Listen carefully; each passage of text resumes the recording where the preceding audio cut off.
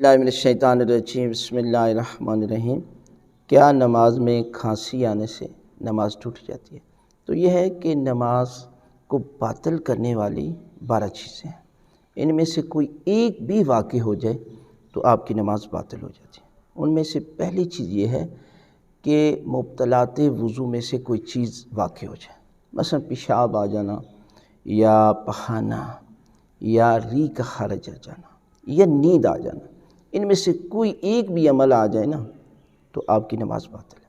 اور اس کے بعد یہ ہے کہ انسان کا قبلے سے رخ ہٹ جانا، یعنی انسان کا قبلے سے رخ ہٹ جائے گا تو آپ کی نماز باطل ہے۔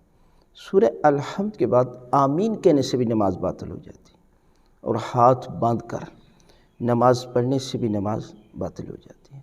اور نماز میں ہنسنا، یعنی انسان نماز میں اس قدر ہنسے کہ آپ کا چہرہ جو ہے وہ سرخ ہو جائے تو یہ بھی نماز کو باطل کر۔ نماز میں اچھلنا کودنا، یہ بھی نماز کو باطل کر، یعنی نماز میں کھانسی کرنے سے نماز باطل نہیں ہوتی، ان چیزوں کی وجہ سے نماز جو ہے وہ باطل ہوتی ہے۔